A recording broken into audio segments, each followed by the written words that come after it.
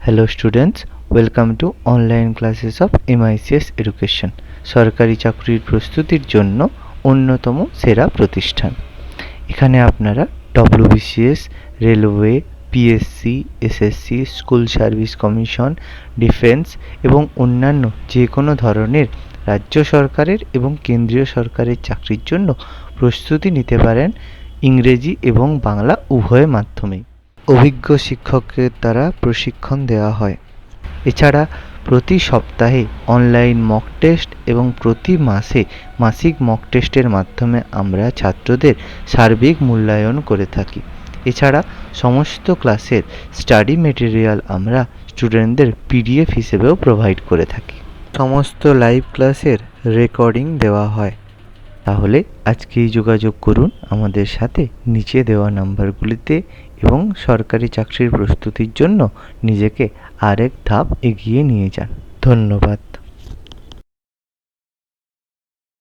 তো আগের কনস্টিটিউশন ক্লাসটায় আমরা পড়ছিলাম সংবিধানের উৎস এবং প্রস্তাবনা চ্যাপ্টারটা আমরা শুরু করেছিলাম। এখানে আমরা এটা আমাদের হয়েছিল তো?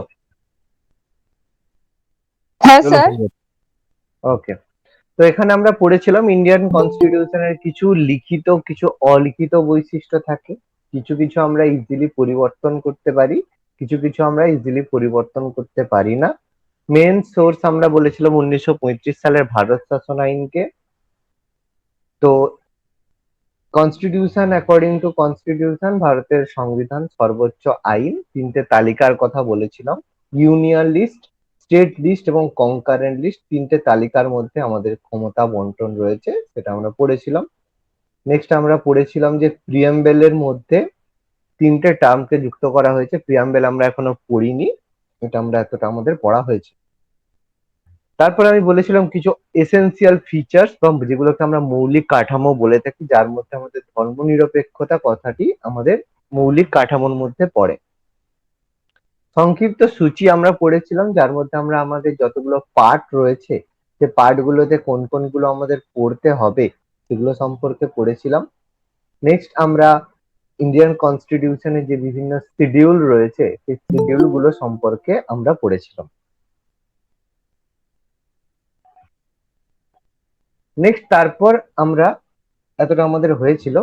এরপর আমাদের আজকে শুরু হওয়ার কথা ভারতীয় সংবিধান রচনার উৎস। এখান থেকে আমাদের আজকে টপিক শুরু হবে। ওকে,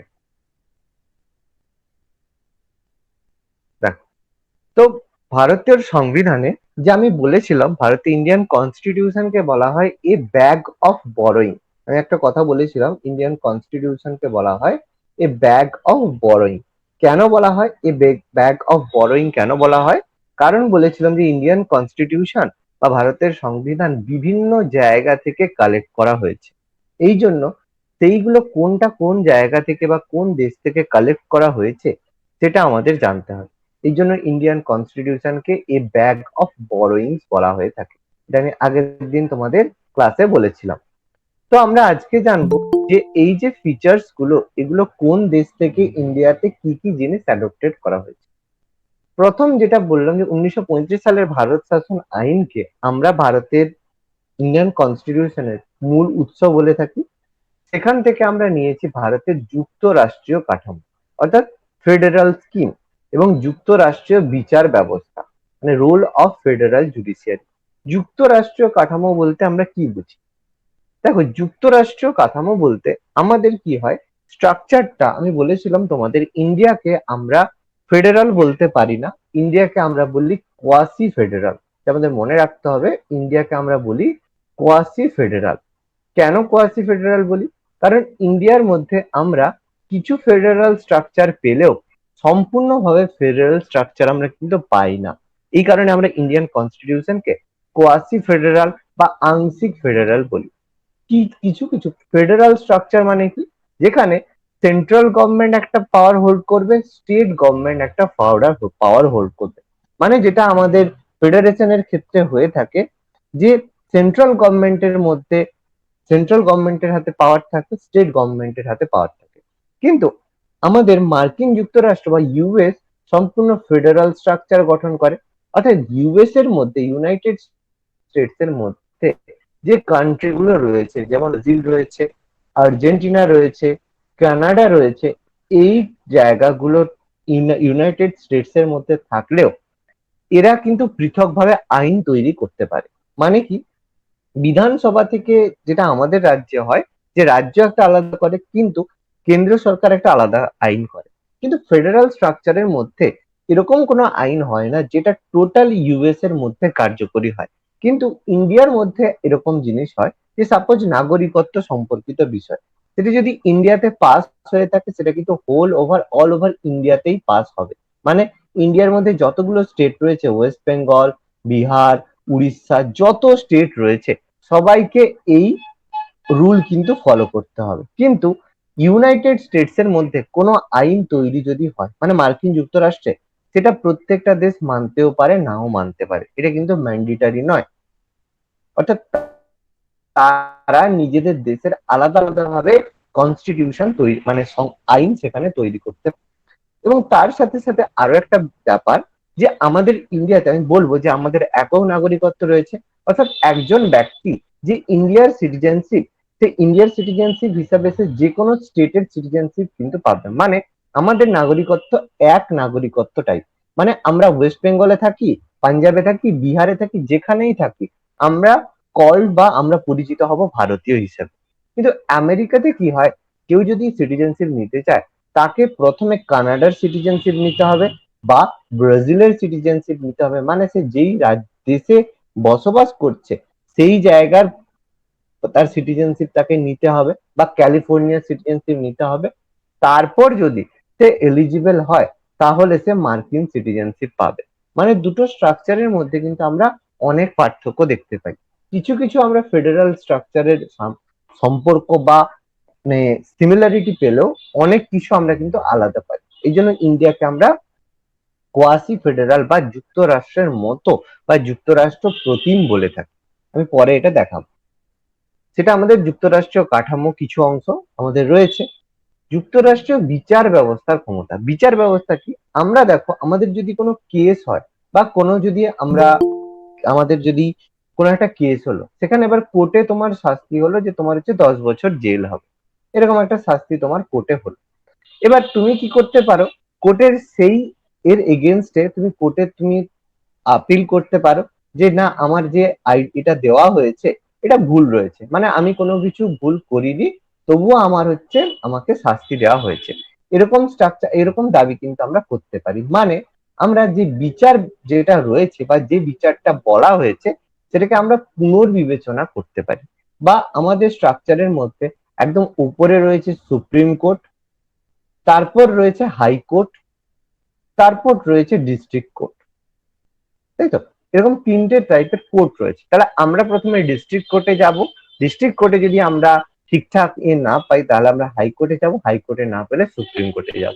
তাহলে একটা বিচার ব্যবস্থার মধ্যে একটা সিস্টেম রয়েছে, এবং যত আপার কোর্ট রয়েছে তারা কিন্তু লোয়ার কোর্টকে কন্ট্রোল করে থাকে। আমরা এখনো পড়িনি, রিট পড়বো মৌলিক অধিকার পড়ার পরে। আমরা দেখবো যে প্রত্যেকটা কোর্ট যেটা ঊর্ধ্বতন আদালত, মানে যেই সব আদালত পাওয়ারফুল উপরে রয়েছে, তারা নিচের কোর্টকে কন্ট্রোল করে থাকে। তাহলে সেই কারণে বলা হয়েছে রোল অফ ফেডারাল জুডিশিয়ারি। তাহলে আমাদের যে বিচার ব্যবস্থা এটা কিন্তু যুক্তরাষ্ট্রীয় বিচার ব্যবস্থার মতো রয়েছে। আমরা ইন্ডিয়ান জুডিশিয়ারি বলে একটা চ্যাপ্টারে এটা পড়বো। নেক্সট রয়েছে রাজ্যপাল, মানে যেটাকে বলা হয় অফিস অফ গভর্নর। রাজ্যপাল সম্পর্কে আমরা কম বেশি প্রত্যেকেই জানি যে কি হয়, কেন্দ্রের আমাদের কেন্দ্র শাসিত আমাদের যে ইন্ডিয়া বা ভারতের যে একজন প্রশাসনিক হেড থাকে, মানে আমাদের ইউনিয়ন গভর্নমেন্ট, মানে আমাদের ভারতের একজন প্রশাসনিক হেড থাকে যার নামে সমস্ত আইন তৈরি হয় বা বিচার ব্যবস্থা হয়ে থাকে, সেই ব্যক্তি প্রেসিডেন্ট। সেরকম রাজ্যেও একজন প্রশাসনিক হেড থাকে, অর্থাৎ যার নামে সেই রাজ্য পরিচালনা হয়, তাকে আমরা বলি রাজ্যপাল। আমরা রাজ্যপাল সম্পর্কে পড়বো, রাজ্যপালকে প্রেসিডেন্ট অ্যাপয়েন্ট করে থাকে। রাজ্যপালের যে টার্ম রয়েছে সেটা প্রেসিডেন্টের সম্মতির উপর ডিপেন্ড করে, এগুলো সম্পর্কে পড়বো। তাহলে রাজ্যপালের যে অফিস, অফিস বলতে এখানে কোনো অফিসের কথা বলছে না, এখানে তার টার্ম বা কার্যকালকে বলা হচ্ছে। সবকিছুতেই আমরা কনস্টিটিউশনে অফিস অফ গভর্নমেন্ট মানে যে সে গভর্নর বা রাজ্যপাল থাকা অবস্থায় যে যে অধিকারগুলো ভোগ করবে বা তার যে পদটা রয়েছে সেই পদটাকে আমরা তার অফিস বলি। কিন্তু এখানে অফিস বলতে তার অফিস ঘর সেই সেন্সে কিন্তু বলা হয় না। অফিস অফ গভর্নর বলতে রাজ্যপালের যে টার্মটা রয়েছে বা পোস্টটা রয়েছে সেই পোস্টটাকে বলা হয়। আর বিভিন্ন পাবলিক সার্ভিস কমিশন, পিএসসি যেগুলো হয়ে থাকে, পিএসসি আমাদের ওয়েস্ট বেঙ্গল পিএসসি থাকে, ঝাড়খণ্ড পিএসসি থাকে, বিহার পিএসসি থাকে। এই পিএসসি বা পাবলিক সার্ভিস কমিশন যেগুলো রয়েছে, আর বিভিন্ন অ্যাডমিনিস্ট্রেটিভ ডিটেলস রয়েছে। অ্যাডমিনিস্ট্রেটিভ ডিটেলস বলতে যে আমাদের প্রশাসনিক যে কার্যক্রম, যে ডিএম থাকে বা বিভিন্ন জায়গায় পুলিশ থাকে, যেসব পুলিশ যারা ইনক্লুড মানে রিক্রুট হয়ে থাকে, তাদের যে রিক্রুটমেন্টটা, সেই যে পোস্ট ক্রিয়েশনটা, এগুলো কিন্তু হয়েছে ভারত শাসন আইন থেকে। খুব ইম্পর্টেন্ট, আমাদের এগুলো ডাইরেক্ট কোশ্চেন আসে যে যুক্তরাষ্ট্রীয় কাঠামো কোন দেশের সঙ্গে কোথা থেকে গ্রহণ করা হয়েছে। অপশনে দেবে ভারত শাসন আইন, গ্রেট ব্রিটেন, আমেরিকা, আয়ারল্যান্ড, এরকম কিন্তু অপশন দেবে। বলো এই চারটের মধ্যে কারো যদি কোনো জিজ্ঞেস করার কিছু থাকে জিজ্ঞেস করতে পারো। বলো এই চারটের মধ্যে যদি কোনো ডাউট থাকে, কিছু যদি জানতে চাও স্যার বলো। আমি একটু লেটে জয়েন করেছি, তো আপনি একটুখানি ফার্স্ট এটা একটু বলে দিন না। আচ্ছা, ফার্স্ট এডটা ফেডারেল স্কিম বলতে বলা হয়, অ্যাকচুয়ালি এটা তো অনেকটা রয়েছে। যে আমি রেকর্ডিং এ একটু ভালো করে দেখে নেবে, আমি তোমাকে এখানে একটু শর্টে বলছি। যুক্তরাষ্ট্রীয় কাঠামো বলতে ফেডারেল স্কিম বলতে কি হয়, আমেরিকা যুক্তরাষ্ট্রে কি হয় যে একজন কোন একটা আমেরিকা যুক্তরাষ্ট্র টোটাল এই জায়গাটাকে আমি যদি ইউএস বলি, ইউএস এর মধ্যে ব্রিটেন একটা, আমাদের ব্রাজিল একটা দেশ রয়েছে, আর্জেন্টিনা একটা দেশ রয়েছে, কানাডা একটা দেশ রয়েছে, এরকম প্রচুর কিন্তু দেশ রয়েছে। এই জায়গাগুলোর, এই দেশগুলোতে কি হয়, এই দেশগুলোর যে আইন তৈরি, প্রত্যেকটা দেশ কিন্তু আলাদা আলাদা ভাবে আইন তৈরি করতে পারে। এবং যে আইনটা ব্রাজিলে ভ্যালিড, সেটা আর্জেন্টিনাতে ভ্যালিড নাও হতে পারে। যেটা কানাডাতে লিগাল, সেটা আর্জেন্টিনাতে ইলিগাল হতে পারে। তাহলে এই ধরনের রুল আমরা কিন্তু ফেডারাল স্ট্রাকচারের মধ্যে দেখতে পাই। কিন্তু ইন্ডিয়ার মধ্যে কি হয়, ইন্ডিয়া কিছুটা ফেডারেল স্ট্রাকচার ফলো করলেও ইন্ডিয়াতেও এরকম ভারতের মধ্যে বিভিন্ন রাজ্য আছে। ওয়েস্ট বেঙ্গল রয়েছে, বিহার রয়েছে, তারপর আমাদের উড়িষ্যা রয়েছে। এরা কি হয়, এরা ইন্ডিয়ান, এরা নিজেরাও কিছু আইন তৈরি করতে পারে, আবার ভারত সরকার বা ইন্ডিয়ান ইউনিয়ন গভর্নমেন্ট যে আইন তৈরি করে সেটাকেও এরা মান্য করে। তার মানে এরা ফেডারাল স্কিমটা ফলো করে, কিন্তু টোটালি ফলো করে না, কিছুটা আংশিক ভাবে ফলো করে।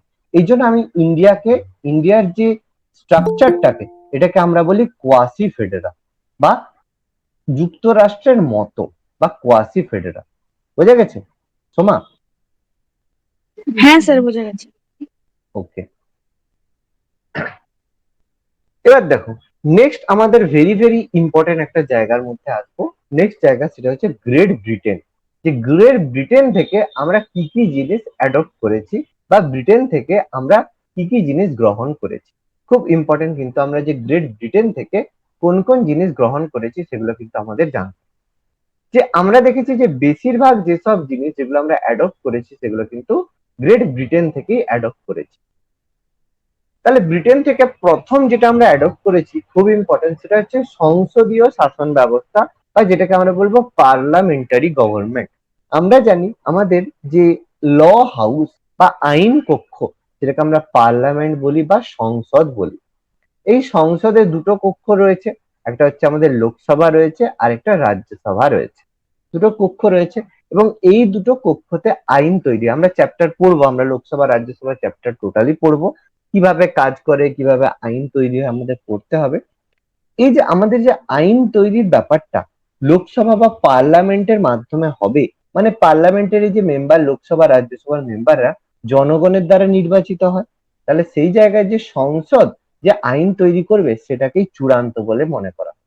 কিন্তু আমেরিকার ক্ষেত্রে কি হয়, যে প্রেসিডেন্ট, যে আমাদের যে রাষ্ট্রপতি থাকে আমেরিকার, যে প্রেসিডেন্ট যেটা ল বানাবে সেটাই হবে, সেখানে কিন্তু কোনো পার্লামেন্ট নেই। সেই জায়গায় পার্লামেন্টের সেভাবে কোনো মতামত নেওয়া হয় না বা সেখানে পার্লামেন্ট নেই। কিন্তু ব্রিটেনে এরকম পার্লামেন্টীয় ব্যবস্থা রয়েছে। অর্থাৎ পার্লামেন্টীয় ব্যবস্থা যদি বলে সংসদীয় শাসন ব্যবস্থা, কোন দেশ থেকে নেওয়া হয়েছে বলতে হবে গ্রেট ব্রিটেন থেকে।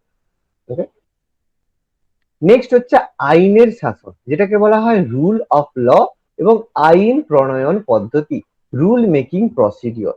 দুটো দেখো, রুল অফ ল বা আইনের শাসন বলতে কি হয়, আমাদের এখানে হয় সাপোজ কেউ একজন ব্যক্তি কোনো একটা দোষ করলো বা কোনো একটা গিল্ট করলো, তার জন্য তাকে আমার মতো আমার যা মনে হবে সেরকম শাস্তি তো আমরা দিতে পারবো না। আমাদের অ্যাকর্ডিং টু যে আইপিসি আছে, ইন্ডিয়ান পিনাল কোড রয়েছে, মানে যেটাকে আমরা বলি ভারতীয় দণ্ডবিধি, সেই দণ্ডবিধি অনুসারে সেই এটাকে ব্যক্তিটাকে শাস্তি দিতে হবে। অর্থাৎ যে লটা হবে সেটা কিন্তু আইনটা হবে, যে লটা হবে সেই ল অনুযায়ী কিন্তু আমাদের শাসন করতে হবে। আমরা নিজেদের মতো করে একজনকে একটা শাস্তি, আরেকজনকে অন্য শাস্তি এরকম কিন্তু দিতে পারবো না। আইন নির্দিষ্ট পদ্ধতিতে আমাদেরকে শাস্তি দিতে হবে। এটা নেওয়া হয়েছে গ্রেট ব্রিটেন থেকে। এবং ল মেকিং প্রসিডিওর, যে কোনো কিছু একটা ল বা আইন তৈরির যে পদ্ধতি, সেটা নেওয়া হয়েছে আমাদের গ্রেট ব্রিটেন থেকে। যে আমরা আইন, যে পদ্ধতি, যে পদ্ধতিতে আমাদের আইন তৈরি হয়, সেটা আমরা পরে ডিটেলসে জানবো। আমি এখানে ছোট্ট করে একটু বলে দিচ্ছি যে, ছোট্ট করে একটু বলছি যে আইন বা ল কি করে তৈরি হয়। দেখো, আইন বা ল কি করে তৈরি হয় সেগুলো কিন্তু আমাদের একটু জানতে হবে।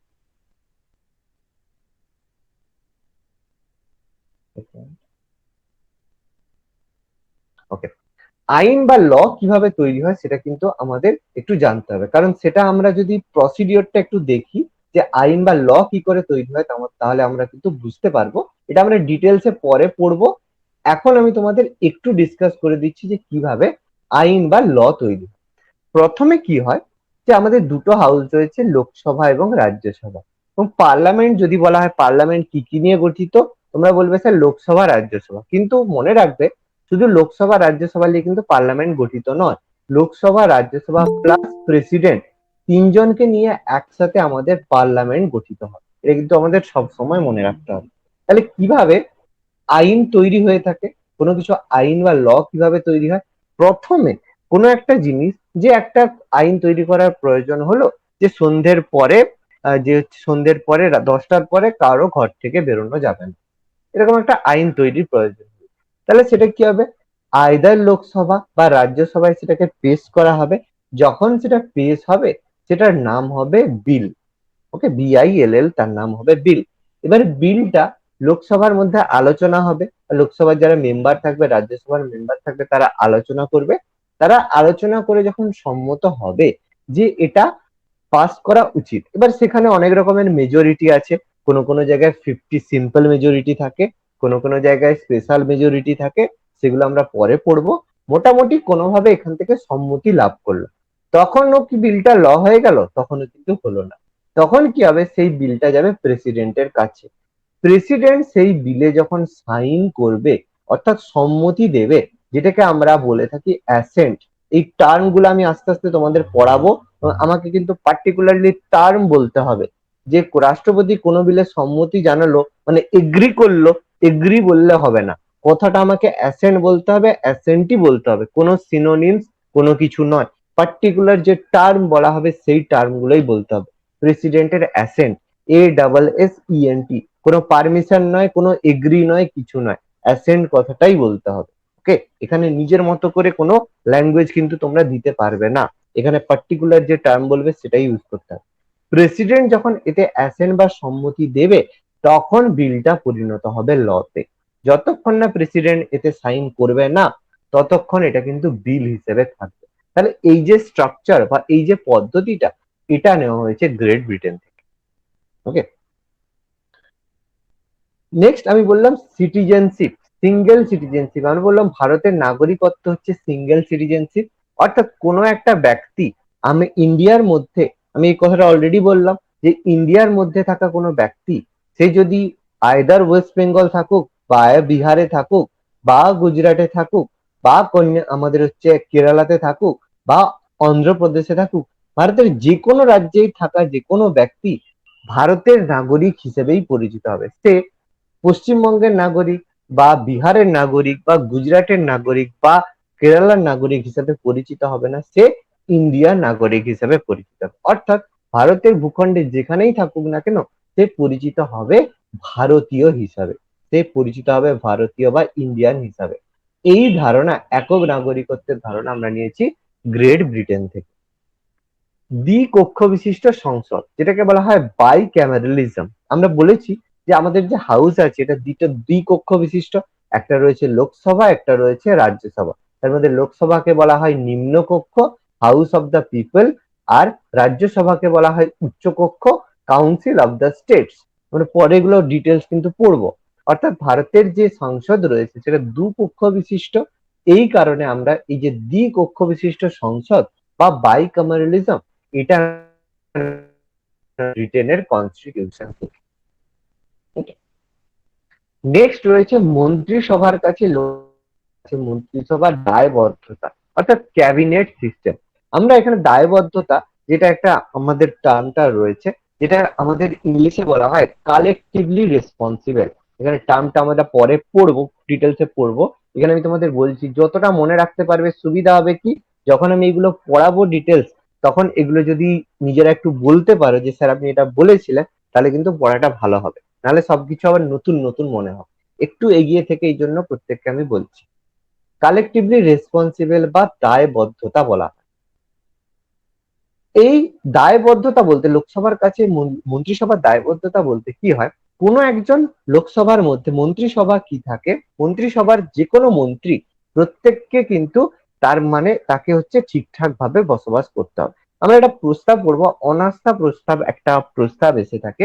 মানে যদি কোনো ব্যক্তির এগেনস্টে কোনো রকমের কেস হয়, মানে কেস বলতে কোনো রকমের ফৌজদারি মামলা বা দেওয়ানি মামলা, মানে সে কোনো টাকা চুরি করছে বা কোনো দুর্নীতির সাথে যুক্ত, এরকম যদি কোনো মন্ত্রী থাকে, যার বিরুদ্ধে যদি লোকসভা থেকে তার বিরুদ্ধে অনাস্থা প্রস্তাব এসে থাকে, মানে তাকে পদচ্যুত করার দাবি উঠে, সেই দাবিটা যদি লোকসভার মধ্যে পাস হয়ে যায়, তাহলে কিন্তু সমগ্র মন্ত্রিসভার সাথে সাথে সমগ্র লোকসভা কিন্তু ভেঙে পড়ে। মানে কোনো একজন ক্যাবিনেট মিনিস্টার যদি ক্যাবিনেট মিনিস্টারের বিরুদ্ধে যদি অনাস্থা প্রস্তাব পাস হয়ে যায় এবং সেটা সেটা যদি লোকসভাতে যদি সেটা পাস হয়ে যায়, তাহলে কিন্তু লোকসভাকে পদত্যাগ করতে হবে। মানে প্রধানমন্ত্রীকেই পদত্যাগ করতে হবে, প্রধানমন্ত্রী এবং তার মন্ত্রিসভা টোটাল পদত্যাগ করে আবার লোকসভা নির্বাচন হবে। সেম ভাবে বিধানসভার ক্ষেত্রেও হবে। আর বিধানসভা বলতে রাজ্যের যে আইন কক্ষ, সেটাকে বিধানসভা বলা হয়। অর্থাৎ প্রত্যেক ব্যক্তি, একজন ব্যক্তি টোটালি কিন্তু মন্ত্রিসভা লোকসভার কাছে দায়বদ্ধ হয়। এটাকে আমরা কালেকটিভলি রেসপন্সিবল বলবো। আমরা এটা সম্পর্কে ডিটেলস আবার পরে পড়বো। লোকসভার স্পিকার, আমরা পড়েছি যে লোকসভা একটা সভা, তো সভার একজন সভাপতি থাকবে। লোকসভার যে সভাপতি হয় তাকে আমরা স্পিকার বলে থাকি।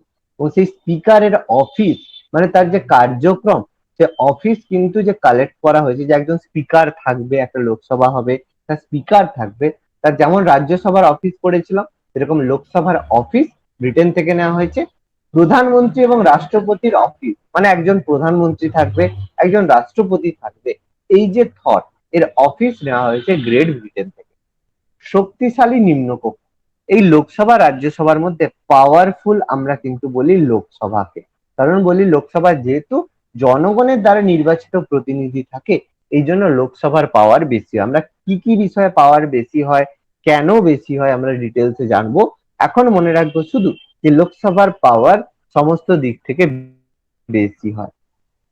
আর পাবলিক অ্যাকাউন্টস কমিটি, যে পাবলিক অ্যাকাউন্টস কমিটি কি হয় আমরা দেখব, যে সরকার যখন বাজেট তৈরি করে বা কোন রকমের রাজস্ব সংক্রান্ত বিষয় তৈরি করে, তখন সেটা এই পাবলিক অ্যাকাউন্টস কমিটিতে তার হিসেব হয়ে থাকে। তো সেই পাবলিক অ্যাকাউন্টস কমিটি যেটা রয়েছে, যারা সরকারের আয় ব্যয় সংক্রান্ত বিষয় নিয়ে আলোচনা করবে, তত্ত্বাবধান করবে এবং সরকারকে সেই সংক্রান্ত প্রশ্ন করবে, সেটা হচ্ছে পাবলিক অ্যাকাউন্টস কমিটি। এটাও নেওয়া হয়েছে গ্রেট ব্রিটেন থেকে। বলো এই 10টার মধ্যে যদি কোনো পয়েন্ট বুঝতে না পারো, বলো, আমি আরেকবার বলে দেবো। কোনো পয়েন্ট যদি বুঝতে না পারো বলো, আমি আরেকবার যতটা সম্ভব ক্লিয়ার করার চেষ্টা করবো। বলো। না স্যার, স্যার আমি একটা জিনিস একটু ক্লিয়ার হতে চাইছি। আপনি যেটা বলেন যে আইন প্রণয়ন পদ্ধতি, হুম। ধরুন ধরুন আমি আপনি যেটা বলেন যে লোকসভায় কোনো বিল পাস হবে, সেটা পাস হওয়ার পর সেটাকে রাজ্যসভায় পাস হবে, রাজ্যসভার পর পাস হওয়ার পর অ্যাসেসমেন্ট বিলটি রাষ্ট্রপতি সই করবেন। হুম। কিন্তু বর্তমানে দেখা গেছে যেরকম ধরুন কৃষি বিল তো হুম। লোকসভায়ও পাস হয়নি, রাজ্যসভায়ও পাস হয়নি, হুম। অথচ রাষ্ট্রপতি সই করিয়ে দিয়েছেন। হুম। এটা সেটাকে বলা হয় অর্ডিন্যান্স বলা হয়, অর্ডিন্যান্স। সেটাকে অর্ডিন্যান্স বলা হয়। বলে দিচ্ছি, এটা এখন অ্যাকচুয়ালি এটা একটা রাষ্ট্রপতির বিশেষ পাওয়ার রয়েছে যেটাকে অর্ডিন্যান্স বলা হয়। সেটা আমাদের এখন আসেনি, আমি বলে দিচ্ছি। যখন তুমি কথাটা বললে আমি তোমাদের বলে দিচ্ছি। একটা বিশেষ পাওয়ার রাষ্ট্রপতির হাতে থাকে, সেটাকে বলা হয় অর্ডিন্যান্স। ওকে, বলে দিচ্ছি, আমরা আবার জানবো অর্ডিন্যান্স। আমি এখানে তোমাদের কিছু জিনিস বলে দিচ্ছি। দেখো, আমাদের দেখবে, প্রত্যেকে একটু ভালো করে খেয়াল করবে, আমাদের দেখবে লোকসভা বলো রাজ্যসভার অধিবেশন বসে, এটা আমরা জানি তো উত্তম, অধিবেশন বসে, হ্যাঁ স্যার, হ্যাঁ স্যার। অধিবেশন বসে। অধিবেশন। তোর অধিবেশন কি সবসময় বসে? না না না, শীতকালীন সবসময় অধিবেশন। শীতকালীন অধিবেশন বসে, বাদল অধিবেশন বসে, আর বাজেট অধিবেশন বসে। বাজেট অধিবেশন। তিনটে তিনটে আমাদের অধিবেশন হয়ে থাকে। তিনটে হয় মান্থের মধ্যে হয়, একটা হয় আমাদের ফেব্রুয়ারি মার্চ মাসে, যেটা আমাদের বাজেট হয়। আরেকটা হয় যেটা বাদল অধিবেশন, যেটা হয়ে থাকে আমাদের হচ্ছে আহ, জুলাই জুলাই সেপ্টেম্বরে হয়ে থাকে। আর যেটা শীতকালীন অধিবেশন সেটা হচ্ছে নভেম্বর ডিসেম্বরে, মোটামুটি এই টাইমটায় হয়ে থাকে, এই তিনটে সেশনের মধ্যে। তাহলে যদি কোনো ল তৈরি করতে হয় বা আইন তৈরি করতে হয়, সেটা আমি কি বললাম, আইদার লোকসভা বা রাজ্যসভায় পেশ করতে হবে। মানে এই টাইমে, মানে কোনো একটা আইন ফেব্রুয়ারি মে এই টাইমের মধ্যে তাহলে বিলটা পেশ করতে হবে, তারপর এটাকে পাস করতে হবে। এবার দেখো, ফেব্রুয়ারি মার্চ মাসে হয়ে গেল, তাহলে মাঝখানে রয়ে গেছে এপ্রিল মাস, রয়ে গেছে মে মাস, রয়ে গেছে জুন মাস, রয়ে গেছে। ওকে, এরপর জুলাই, এরপর জুলাই রয়ে, জুন জুলাই মে, এপ্রিল মে জুন, এরকম তিনটে মাস রয়েছে। এবার আবার সেপ্টেম্বরের পর অক্টোবর, জুলাই সেপ্টেম্বর অক্টোবর, এরকম আবার রয়েছে। তার মানে কিছু মাস এরকম থাকে যখন কিন্তু কোনো সেশন হয় না, কোনো রকম কিন্তু সেশন হচ্ছে না। এই টাইমে যদি কোনো আইন তৈরি করার প্রয়োজন হয়, এই সময় কোনো একটা ল তৈরি করার প্রয়োজন হয়েছে, তখন তো আমাদের লোকসভা বলো রাজ্যসভা কোনোটার অধিবেশন বসছে না। তখন কি করবে প্রধানমন্ত্রী, সরাসরি রাষ্ট্রপতির কাছে সেটা, সেই বিলটাকে নিয়ে যাবে, দিয়ে রাষ্ট্রপতির সাথে সিগনেচার বা সাইন করে দেবে। মানে সেই রাষ্ট্রপতি তখন যে সাইন করবে, সেটা কিন্তু লোকসভা রাজ্যসভার কোনো সম্মতির প্রয়োজন হলো না, শুধুমাত্র ডাইরেক্ট রাষ্ট্রপতির সাথে সাইন করলো, এবং সেটা সাইন হিসাবে ল হিসেবে কার্যকরী হবে। এই পদ্ধতিটাকে বলা হয় অর্ডিন্যান্স। তার মানে কি, লোকসভা রাজ্যসভায় পাস করানোর প্রয়োজন নেই? অবশ্যই প্রয়োজন আছে। যে এই টাইমে যেই লটা তৈরি হবে, মানে এপ্রিল মে জুনে যেই অর্ডিন্যান্সটা পাস হবে, সেটা জুলাইতে যখন সেশন হবে তখন কিন্তু পাস করাতে হবে। তখন যদি পাস না হয়, তখন কিন্তু সেই যে বিলটা খারিজ হয়ে যাবে। বুঝতে পারছি? এই পদ্ধতিটাকে আমরা বলি অর্ডিন্যান্স। বুঝতে পারলে উত্তম? হ্যাঁ স্যার, হ্যাঁ স্যার, হ্যাঁ স্যার, ক্লিয়ার এই হয়েছে। এই তুমি এটা হচ্ছে অর্ডিন্যান্স। আমরা পরে আবার পড়বো, রাষ্ট্রপতির এই অর্ডিন্যান্স জারি করার ক্ষমতা রয়েছে, রাজ্যপালেরও অর্ডিন্যান্স জারি করার ক্ষমতা রয়েছে। আর মনে করো, আমরা যখন এটা পড়ছিলাম, তুমি হয়তো তখন ক্লাসে ছিলে না, বাকিদের বলছি, একটা ছিল, দেখো, ভাইস রয়ের হাতে অর্ডিন্যান্স জারি করার ক্ষমতা দেওয়া হয়েছিল। মনে পড়ে? একটা পয়েন্ট তোমাদের পড়িয়েছিলাম। হ্যাঁ স্যার, মনে পড়ে। ভাইস রয় তখন সে ওই গভর্নর জেনারেল পদটা উঠিয়ে ভাইস রয়ের থেকে হাতে। ভাইস রয়, তখন ভাইস রয়ের কিন্তু অর্ডিন্যান্স জারি করার পাওয়ার দেওয়া হ্যাঁ হয়েছে স্যার। সেইখানে, সেই অর্ডিন্যান্সের কথা বলা হচ্ছে। ওকে, এবার দেখো, তাহলে আমাদের মার্ক গ্রেট ব্রিটেন থেকে হলো। আর কারো কোনো কোশ্চেন আছে এর মধ্যে কিছু জিজ্ঞেস করার?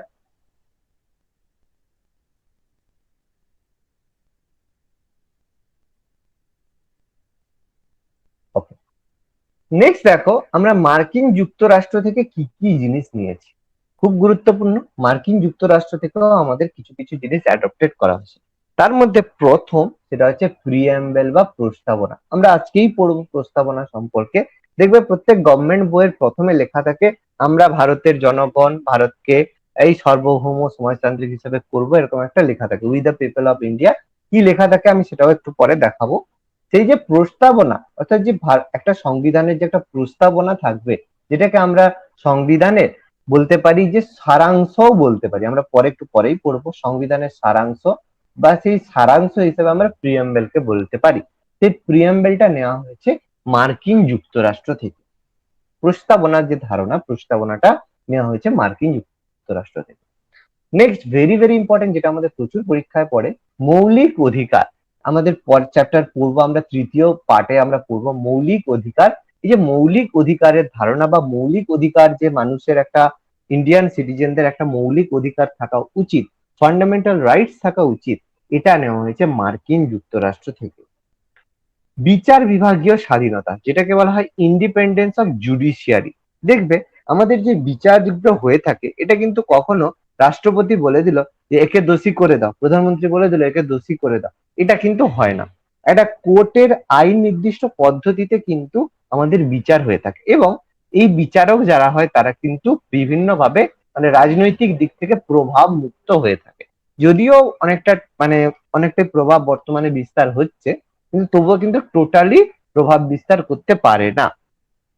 মানে কোনোভাবে তাকে যদি ব্ল্যাকমেল করা হয় সেগুলো আলাদা ব্যাপার, কিন্তু অন্যভাবে তার পোস্টকে তাকে কোনোভাবে কিন্তু সাপ্রেস করা যায় না। অর্থাৎ বিচার যারা করবে, আমাদের যে যে এই মানে বিচারকরা রয়েছে, সুপ্রিম কোর্টের বিচারপতি, হাইকোর্টের বিচারপতি, তারা কিন্তু ইন্ডিপেন্ডেন্ট বা স্বাধীনভাবে বিচার ব্যবস্থা করতে পারে বা করে। এই জন্য বলে বিচার বিভাগীয় স্বাধীনতা, এটা বলা হয়েছে মার্কিন যুক্তরাষ্ট্র থেকে। অর্থাৎ কোনো বিচারক যদি কোনো মানে প্রধানমন্ত্রীকে শাস্তি দেয় বা মুখ্যমন্ত্রীকে শাস্তি দেয় বা বিভিন্ন মিনিস্টারকে শাস্তি দেয়, তার জন্য তাকে শাস্তি দেওয়া হবে এটা কিন্তু হতে পারে না। সে কিন্তু ইন্ডিপেন্ডেন্টলি সে তার স্বাধীনতা রয়েছে। বিচার বিভাগীয় পুনর্বিবেচনা আমি একটু আগেই বললাম, যেটাকে বলে জুডিশিয়াল রিভিউ। তোমার হয়তো ডিস্ট্রিক্ট কোর্টে তোমাকে 10 বছরের জেল দিল, তখন তুমি সেটা সুপ্রিম হাইকোর্টে নিয়ে গেলে, হাইকোর্টে সেটা বললো না 10 বছরের জেলই থাকবে, হলো সুপ্রিম কোর্ট বললো না 10 বছরের জেল নয়, একে 5 বছরের জেল হবে। তাহলে সেই তিনটে, যদি 5 বছরের জেল যেটা লাস্ট কোর্ট দিল, তোমাকে কিন্তু সেই আইনটা, সেই যে মানে যে প্রভাব বা সেই যে রেজাল্ট, সেটাই কিন্তু তোমার উপর অ্যাপ্লিকেবল হবে। অর্থাৎ আমরা যেমন বলি যে ওই যে ডিআরএস পদ্ধতি বলে না খেলার সময়, আবার দেখি ঘুরে দেখি যে ঠিক আছে না ভুল আছে, যেরকম বিচার বিভাগীয় আমরা আবার পুনর্বিবেচনার জন্য আমরা কিন্তু মানে করতে পারি। সুপ্রিম কোর্ট হাইকোর্টের বিচারপতিদের অপসারণ পদ্ধতি। সুপ্রিম কোর্ট হাইকোর্টের বিচারপতি প্লাস রাষ্ট্রপতির অপসারণ পদ্ধতি, অর্থাৎ যেই পদ্ধতিতে রাষ্ট্রপতিকে ইমপিচ বা সুপ্রিম কোর্ট হাইকোর্টের বিচারপতিদের অপসারণ বা ইমপিচমেন্ট করা হয়, সেই প্রসেসটা নেওয়া হয়েছে মার্কিন যুক্তরাষ্ট্র থেকে। ইমপিচমেন্ট বললো যে তোমাকে তোমাকে ভালো লাগছে না তুমি সরে যাও, এরকম বললে কিন্তু হবে না। রাষ্ট্রপতিকে বা সুপ্রিম কোর্ট বা হাইকোর্টের বিচারপতিদের ইমপিচমেন্ট করার কিন্তু একটা প্রসেস, ডেফিনেট একটা প্রসেস আছে। সেই পদ্ধতি ছাড়া তাদের কিন্তু অপসারণ করা যায় না। এই পদ্ধতিটা নেওয়া হয়েছে মার্কিন যুক্তরাষ্ট্র থেকে। রাজ্যসভার চেয়ারম্যান রূপে উপরাষ্ট্রপতি, অর্থাৎ পোস্ট অফ ভাইস প্রেসিডেন্ট। আমরা বললাম দুটো হাউসের কথা বললাম, যে লোকসভা রাজ্যসভা দুটো হাউস আমাদের পার্লামেন্টের হয়ে থাকে। লোকসভার যে সভাপতি সে হয়ে থাকে স্পিকার, লোকসভার সভাপতি বা চেয়ারম্যান হয়ে থাকে স্পিকার। রাজ্যসভার যে সভাপতি বা চেয়ারম্যান হয়ে থাকে সে হয় উপরাষ্ট্রপতি। অর্থাৎ যে উপরাষ্ট্রপতি হবে সে সে রাজ্যসভার চেয়ারম্যান হিসেবেও কিন্তু পরিচিত হবে। এবং এটা কিন্তু তার আলাদা করে কোনো পোস্ট নয়, স্পিকার যেমন একটা আলাদা পোস্ট, কিন্তু উপরাষ্ট্রপতি যে রাজ্যসভার চেয়ারম্যান, এটা কিন্তু কোনো পোস্ট নয়, এটা হয় তার পদাধিকার বলে। অর্থাৎ যে উপরাষ্ট্রপতি হবে সে বাই ডিফল্ট রাজ্যসভার চেয়ারম্যান হবে। ওকে, তাহলে এই যে জিনিস, কেউ যদি তার পদাধিকার বলে কোনো পোস্ট পেয়ে থাকে, সেটাকে কি বলা হয় কেউ বলতে পারবে? কেউ যদি কোনো পদাধিকার বলে কোনো পোস্ট পেয়ে থাকে, তখন সেই পোস্টটাকে কি বলা হয়, সেই চেয়ারম্যানকে কি বলা হয়? দেখো মনে রাখবে, আমি কিন্তু পরে যে কোনো সময় জিজ্ঞেস করব, যেটাকে বলা হয় এক্স অফিসিও চেয়ারম্যান। সবাইকে কিন্তু মনে রাখতে হবে, বলা হয় এক্স অফিসিও চেয়ারম্যান। কেউ যদি পদাধিকার বলে কোনো কোনো সভার সভাপতিত্ব পায়, তাকে বলা হয় এক্স অফিসিও চেয়ারম্যান। যেমন আমরা পড়বো যে ন্যাশনাল প্ল্যানিং কমিশন যেটা আমাদের আগে ছিল, তার যে সভাপতি হয়, যে প্রধানমন্ত্রী হবে, সে বাই ডিফল্ট আমাদের প্ল্যানিং কমিশনের সভাপতি হয়ে যায়। বা এখন যেটা নীতি আয়োগ রয়েছে 2015 থেকে চালু হয়েছে, সেই নীতি আয়োগের যে সভাপতি হবে, যে প্রধানমন্ত্রী হবে, সে বাই ডিফল্ট বা পদাধিকার বলে সেই সভার সভাপতিত্ব পাবে। এটাকে বলা হয় এক্স অফিসিও। মনে রাখবে, কেউ যদি পদাধিকার বলে কোনো পোস্ট পেয়ে থাকে, সেটাকে বলা হয় এক্স অফিসিও চেয়ারম্যান। এবং অঙ্গরাজ্যের শাসন ব্যবস্থা, অঙ্গরাজ্য বলতে বিভিন্ন রাজ্যের যে শাসন ব্যবস্থার পদ্ধতি, অর্থাৎ একটা রাজ্য কিভাবে শাসন করবে তার পদ্ধতি, এটাও নেওয়া হয়েছে মার্কিন যুক্তরাষ্ট্র থেকে। ওকে, বলো, কারো যদি কোনো কোশ্চেন থাকে বলো। কোনো পয়েন্ট সেই 7টার মধ্যে যদি কারো কোনো জিজ্ঞাস্য বিষয় থাকে বল। আর ইংরেজিটা কি বললেন 7 নম্বর পয়েন্টে? পদাধিকার বলে এক্স অফিসিও। OFFICIO লিখে দিয়েছি দেখো, এক্স অফিসিও চেয়ারম্যান। আচ্ছা,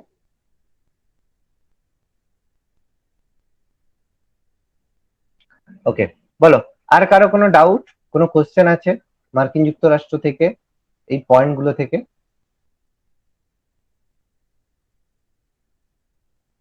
চলো তাহলে আমরা নেক্সট যাচ্ছি। এবার হচ্ছে সোভিয়েত রাশিয়া, অর্থাৎ রাশিয়া থেকে আমরা কি কি জিনিস আমরা অ্যাডপ্ট করেছি। রাশিয়া থেকে আমরা নিয়েছি মৌলিক কর্তব্য, যেটাকে আমরা বলি ফান্ডামেন্টাল ডিউটিস। রাশিয়া থেকে নিয়েছি আমরা মৌলিক কর্তব্য বা ফান্ডামেন্টাল ডিউটিস। মৌলিক অধিকার নিয়েছি মার্কিন যুক্তরাষ্ট্র থেকে, মনে রাখবে মৌলিক অধিকার নিয়েছি মার্কিন যুক্তরাষ্ট্র, কিন্তু মৌলিক কর্তব্য নিয়েছি সোভিয়েত রাশিয়া থেকে। অধিকার আর কর্তব্যের মধ্যে কিন্তু আকাশ পাতাল পার্থক্য। অধিকার যেটা হবে সেটার জন্য তুমি কিন্তু কোর্টে যেতে পারতো, কোর্টে যেতে পারো, মানে তোমার যদি কোনো অধিকার খর্ব করা হয় তাহলে তুমি তার জন্য কোর্টে যেতে পারো, কোর্ট তোমার সেটা কথা শুনবে। কিন্তু তোমার যেটা কর্তব্য থাকে, সে কর্তব্য যদি পালন না করা হয় তাহলে তার জন্য কিন্তু তুমি কোর্টে যেতে পারবে না। যে বাবার তুমি একমাত্র ছেলে, তাহলে তোমার বাবার সম্পত্তির উপর অধিকার রয়েছে, তাহলে যদি বাবা সেই জায়গায় তোমাকে সম্পত্তি না দেয়, তুমি কোর্টে গিয়ে কেস করতে পারো, হ্যাঁ আমি একমাত্র ছেলে আমাকে দেয়নি, কোর্টে যাবে, কোর্টে এটা নিয়ে কেস হবে। এবার বাবা মা বুড়ো হয়েছে, বাবা মাকে দেখা তোমার কর্তব্য, তুমি দেখলে না বাবা মাকে, সেই জায়গায় ছেড়ে দিয়ে তুমি বৃদ্ধাশ্রমে ছেড়ে দিয়ে পালিয়ে এলে, এর জন্য তোমাকে কি মানে তোমার জন্য এর জন্য কি তোমাকে জেল হবে? কখনো কিন্তু জেল হয় না। এর জন্য কিন্তু কখনোই জেল হয় না। তোমাকে বিভিন্ন ভাবে তোমাকে লোকে খারাপ বলবে যে সমাজে এই করেনি ওই করেনি, পুলিশে এই করবে, কিন্তু তার জন্য কিন্তু তোমার জেল হবে না। কারণ বাবা মাকে দেখাটা তোমার ডিউটির মধ্যে পড়ে, অধিকারের মধ্যে কিন্তু নয়। অধিকার আর কর্তব্যের মধ্যে একটা বিশেষ পার্থক্য, যেটা আমাদের অধিকার থাকবে সেটা আদালত কর্তৃক বলবৎযোগ্য, যেটাকে আমরা বলবো জাস্টিসিবল। ওকে, যেটাকে বলবো জাস্টিসিবল মানে আদালত কর্তৃক বলবৎযোগ্য, মানে এর জন্য আদালতে তুমি কেস করতে পারো। আর যেটা আমাদের কর্তব্য হবে, অর্থাৎ যেটা আমাদের ডিউটি হবে, সেটা হয়ে যাবে আমাদের নন জাস্টিসেবল, মানে এর জন্য তুমি আদালতে গিয়ে কোনো রকমের কেস করতে পারবে না। এটা কিন্তু আমাদের বেসিক পার্থক্য। অধিকার যদি খর্ব হয় তাহলে তুমি কোর্টে কেস করতে পারো, কিন্তু যদি কর্তব্য খর্ব হয় তাহলে কিন্তু তুমি কোর্টে কেস করতে পারবে না, নন জাস্টিসেবল হবে। পঞ্চবার্ষিকী পরিকল্পনার ধারণা, যে 5 ইয়ার প্ল্যানিং আমরা ইকোনমিক্সে পড়বো, 5 ইয়ার প্ল্যানিং বা পঞ্চবার্ষিকী পরিকল্পনা, এই পঞ্চবার্ষিকী পরিকল্পনার ধারণা সোভিয়েত রাশিয়া থেকে নেওয়া হয়েছে। কি হতো, আমাদের ভারত স্বাধীন হওয়ার পরে 1951 সাল থেকে প্রতি 5 বছর ধরে একটা টার্গেট নেওয়া হতো, যে 5 বছরে, এই 5 বছর আমরা এগ্রিকালচার নিয়ে আলোচনা করব, মানে এগ্রিকালচার উন্নতির চেষ্টা করব, তার পরের 5 বছর আমরা ইন্ডাস্ট্রি নিয়ে আলোচনা করব, এরকম কিন্তু হতো। যেটা 2014 সাল অব্দি এটা হয়েছে, বর্তমানে এটা বন্ধ করা হয়েছে। আমরা ইকোনমিক্সে কতগুলো পঞ্চবার্ষিকী পরিকল্পনা হয়েছে, তারগুলো সেই সময় কি প্রধানমন্ত্রী ছিল, কি কি বিষয় ছিল, আমরা ইকোনমিক্সে পড়বো, খুব ইম্পর্টেন্ট চ্যাপ্টার। নেক্সট হচ্ছে ন্যায় বিচার, আইডিয়াল অফ জাস্টিস, মানে কেউ যদি কোনো দোষ করে থাকে বা নির্দোষ হয়ে থাকে, তার যেন সে যেন ন্যায় বিচার পেয়ে থাকে, অর্থাৎ জাস্টিস যেন তারা ন্যায় হিসাবে আইডিয়াল জাস্টিস তারা পেয়ে থাকে, এটা নেওয়া হয়েছে সোভিয়েত রাশিয়া থেকে। Very very important. আয়ারল্যান্ডের কনস্টিটিউশন থেকে নেওয়া হচ্ছে রাষ্ট্রপতি নির্বাচন পদ্ধতি, অর্থাৎ যে রাষ্ট্রপতি বা প্রেসিডেন্ট নির্বাচিত হবে তার পদ্ধতি নেওয়া হয়েছে আয়ারল্যান্ড থেকে। দেখো, এটা কিন্তু আমাদের খুব ভুল হওয়ার একটা বড় জায়গা। যদি বলে রাষ্ট্রপতি নির্বাচন পদ্ধতি, আমাদের বলতে হবে আয়ারল্যান্ডের কনস্টিটিউশন থেকে। রাষ্ট্রপতির ইমপিচমেন্ট পদ্ধতি, অপসারণ পদ্ধতি মার্কিন যুক্তরাষ্ট্র থেকে। আর যদি বলে রাষ্ট্রপতির পদ সৃষ্টি বা পোস্ট অফ রাষ্ট্রপতি বা পোস্ট অফ প্রেসিডেন্ট, তখন বলতে হবে মার্কিন গ্রেট ব্রিটেন থেকে। তিনটে যেন আমাদের গুলিয়ে না যায়। রাষ্ট্রপতির পদ বা অফিস যদি বলা হয়, রাষ্ট্রপতির পদ সৃষ্টি বা অফিস যদি বলা হয় গ্রেট ব্রিটেন থেকে, রাষ্ট্রপতির অপসারণ পদ্ধতি মার্কিন যুক্তরাষ্ট্র থেকে, রাষ্ট্রপতির নির্বাচন পদ্ধতি আয়ারল্যান্ড থেকে। খুব ইম্পর্টেন্ট কিন্তু আমাদের কিন্তু প্রচুর পরীক্ষায় কোশ্চেন এসে থাকে এইভাবে। এবং আয়ারল্যান্ড থেকে নেওয়া হয়েছে আমাদের রাষ্ট্র পরিচালনার নির্দেশাত্মক নীতি। এটা আমরা ফোর্থ মানে আমাদের যে ফোর্থ পার্ট রয়েছে, চতুর্থ অধ্যায় রয়েছে, সেখানে আমরা ডিপিএসপি সম্পর্কে পড়ব। ডিপিএসপি কি, যে প্রত্যেকটা যে রাজ্য রয়েছে, অঙ্গরাজ্য রয়েছে, সেই রাজ্যের মুখ্যমন্ত্রীদের ওপর কিছু মানে বলা হয়ে থাকে নীতি বা নির্দেশ দেওয়া থাকে তার রাজ্য পরিচালনার ক্ষেত্রে। মানে সে তার রাজ্যের মধ্যে সুশাসন প্রতিষ্ঠা করবে, সবাইকে সমান বেতন দিবে, নারী পুরুষদের সমান বেতন দিবে, এইসব এক্সেট্রা এক্সেট্রা আমাদের পড়তে হবে। সেগুলোকে আমাদের ডিপিএসপি বলা হয়, রাষ্ট্র পরিচালনার নির্দেশাত্মক নীতি, directive principle of state policy বলা হয়, আমরা পড়বো। তাহলে এই নীতিগুলো কিন্তু অবশ্যই মনে রাখবেন নন জাস্টিসেবল হয়। এই যে ডিপিএসপি বা মৌলিক কর্তব্য দুটোই কিন্তু নন জাস্টিসেবল হয়, অর্থাৎ কোনো মানে মুখ্যমন্ত্রী যদি ডিপিএসপি মান্য না করে, ডিপিএসপি তে যে নীতিগুলো মান্য না করে, তার জন্য কিন্তু কোর্টে কেস করা যাবে না বা তার জন্য তার কোনো শাস্তি হবে না। ওকে। রাজ্যসভায় কে রাষ্ট্রপতি দ্বারা মনোনীত সদস্য। আমরা জানি যে রাজ্যসভায় রাষ্ট্রপতি কতজন সদস্যকে মনোনীত করে, বলতে পারবে? কতজন মেম্বারকে রাজ্যসভায় রাষ্ট্রপতি মনোনীত করে? স্যার দুজন। দুজন অ্যাংলো ইন্ডিয়ান, সেটা হচ্ছে লোকসভাতে হয়, রাজ্যসভাতে নয়। আর সেটাও এখন বর্তমানে কিন্তু নেই, তুলে দেওয়া হয়েছে। কতজন তাহলে 12 জন। রাজ্যসভায় মনোনীত করে? 12 জন। Very good. 12 জনকে নিয়োজিত করে বিভিন্ন ক্ষেত্র থেকে, সঙ্গীত, বিজ্ঞান, কলা, এরকম বিভিন্ন পোর্শন থেকে 12 জনকে মনোনীত করে। এই যে 12 জন সদস্যকে মনোনীত করার যে পদ্ধতি, সেই পদ্ধতিটা নেওয়া হয়েছে আয়ারল্যান্ড থেকে। মনে রাখবে, রাজ্যসভায় যে রাষ্ট্রপতি 12 জন সদস্যকে মনোনীত করে, এই পদ্ধতিটা বা এটা নেওয়া হয়েছে আয়ারল্যান্ড থেকে। ওকে, অর্থাৎ nomination of members to the Rajya Sabha, 12 জন মেম্বার এরকম থাকে। লোকসভার অ্যাংলো ইন্ডিয়ান কিন্তু এখন আর নেই, এটা কিন্তু উঠিয়ে দিয়েছে। এবার হচ্ছে অস্ট্রেলিয়া। হ্যাঁ, 2020 সালের 104তম অ্যামেন্ডমেন্ট দ্বারা আপনি 104তম বলছেন। 104তম 104th কনস্টিটিউশনাল অ্যামেন্ডমেন্ট দ্বারা এটা কিন্তু তুলে নেওয়া হয়েছে। ওকে। আচ্ছা, সোভিয়েত রাশিয়া আয়ারল্যান্ড থেকে কারো কোনো কোশ্চেন, কোনো পয়েন্ট?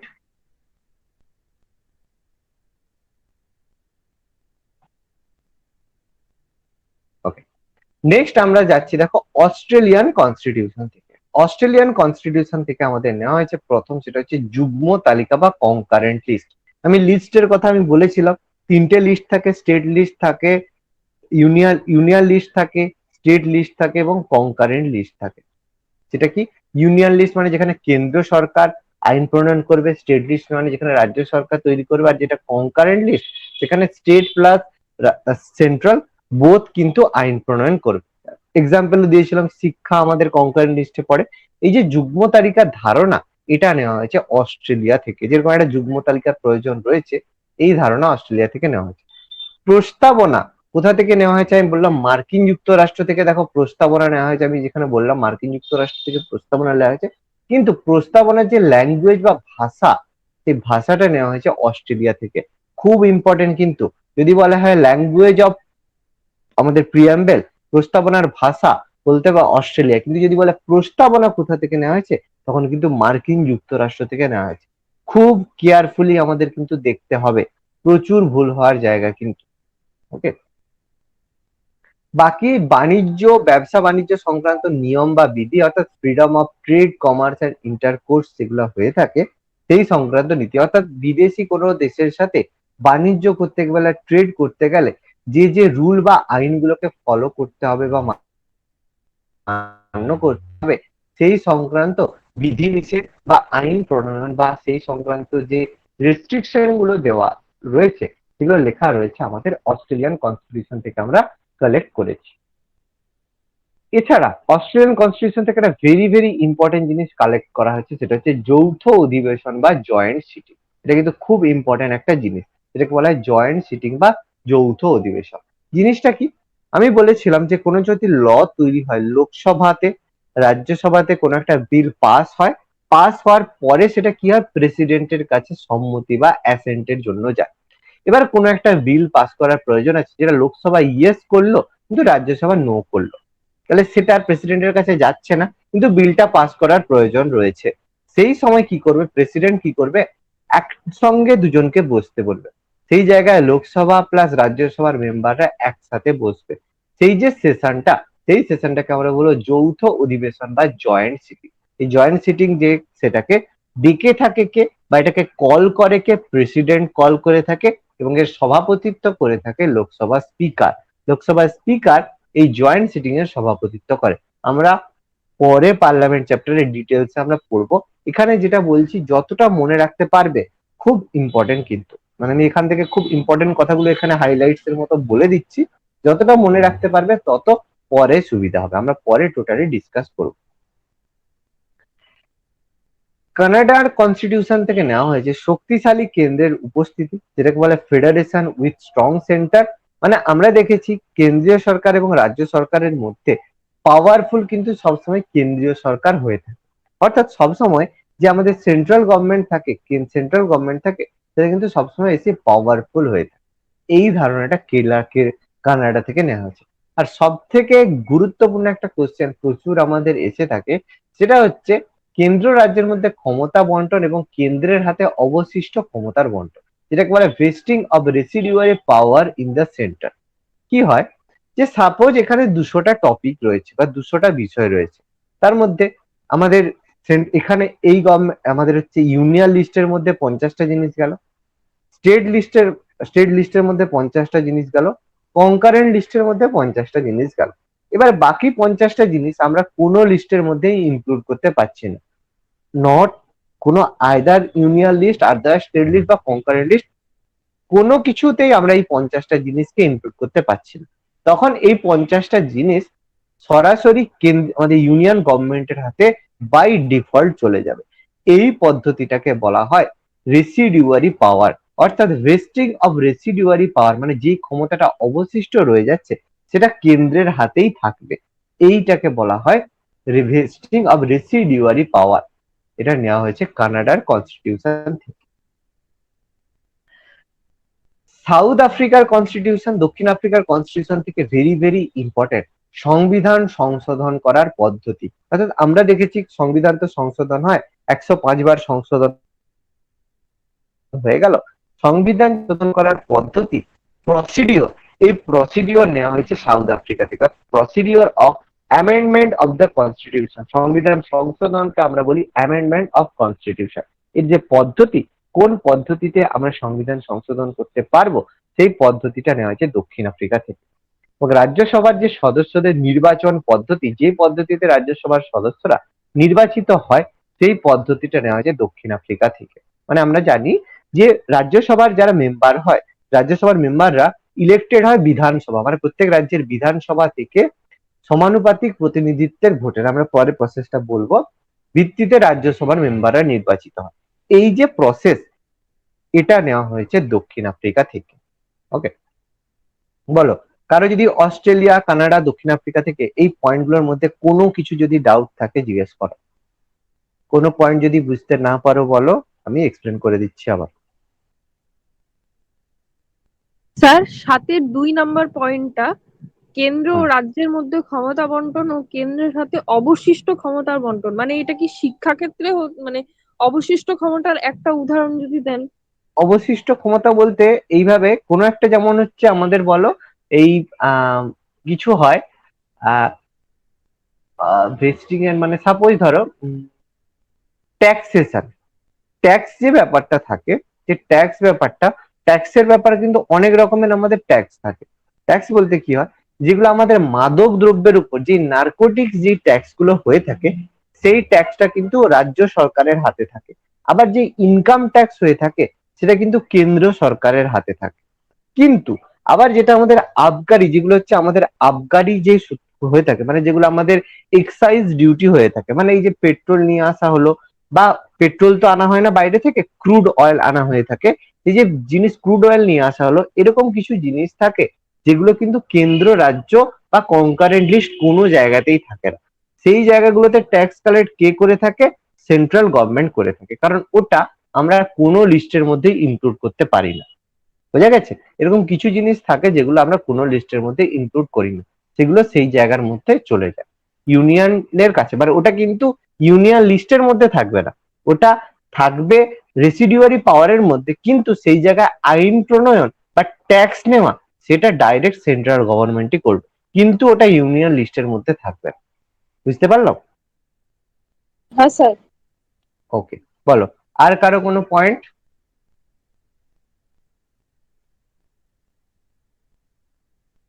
বলো, কোনো যদি পয়েন্ট ডাউট থাকে বলো। আমি কিন্তু প্রত্যেককে টাইম দিচ্ছি, কেয়ারফুলি দেখে জিগে দেখে বলো। আচ্ছা, নেক্সট আমরা প্রায় শেষের দিকে পৌঁছে গেছি। জার্মানি থেকে নেওয়া হয়েছে, আমাদের জার্মানি থেকে নেওয়া হয়েছে জরুরি অবস্থা এবং জরুরি অবস্থা চলাকালীন মৌলিক অধিকার রদ সংক্রান্ত বিষয়। আমাদের যখন এমার্জেন্সি চলে, এমার্জেন্সি বা জরুরি অবস্থা চলে, তখন আমাদের মৌলিক অধিকারগুলো রদ হয়ে যায়। এটা আমাদের পরীক্ষায় পড়ে যে জরুরি অবস্থা সম্পর্কিত বিষয় কোন দেশ থেকে নেওয়া হয়েছে বলতে হবে জার্মানি। আমরা পড়বো যে আমাদের আর্টিকেল 19, 20, 19, 20, 21 এগুলো আমাদের কিন্তু এর মধ্যে 20 এবং 21কে কোনোভাবেই আমাদের সাসপেন্ড করা যায় না, যে কোনো পরিস্থিতিতে 20, 21 আমাদের সবসময় বলবৎ থাকবে। এগুলো আমরা পরে পড়বো। এই জরুরি অবস্থা সংক্রান্ত বা এমার্জেন্সি সংক্রান্ত আমরা এমার্জেন্সি 3 রকমের পড়বো: জাতীয় জরুরি অবস্থা, রাজ্য জরুরি অবস্থা, অর্থনৈতিক জরুরি অবস্থা। কোনটা কতদিনের জন্য ভ্যালিড থাকে, কোনটাতে রাষ্ট্রপতির কিরকম সে থাকে, এগুলো সম্পর্কে আমরা রাষ্ট্রপতি চ্যাপ্টারে টোটাল পড়ব। আর লোকপাল সম্পর্কিত ধারণা এটা আমরা সুইডেন থেকে পেয়ে থাকি।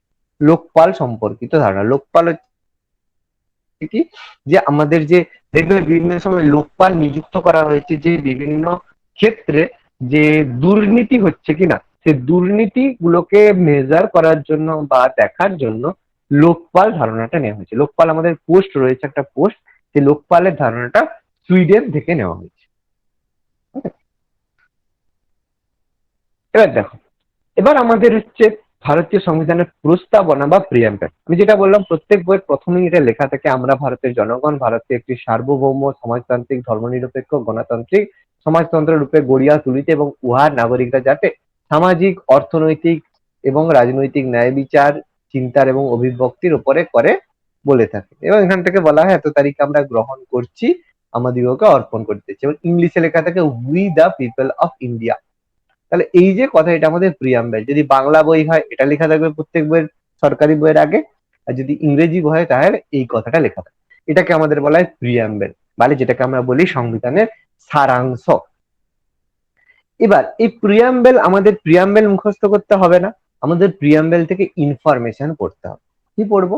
ভারতের সংবিধান, আমি অলরেডি বললাম সংবিধান হলো দেশের সর্বোচ্চ আইন, অর্থাৎ আমাদের সবচেয়ে উপরের ল আমরা সংবিধানকে বলি। প্রত্যেককে আমাদের পার্লামেন্ট বলো, প্রেসিডেন্ট বলো, পিএম বলো, সবাইকে কিন্তু সংবিধানকে মেনেই কাজ করতে হয়। এই জন্য প্রত্যেককে যখন তার শপথ, যখন সেই পদটা গ্রহণ করে, প্রত্যেকে একটা ওথ নিয়ে থাকে।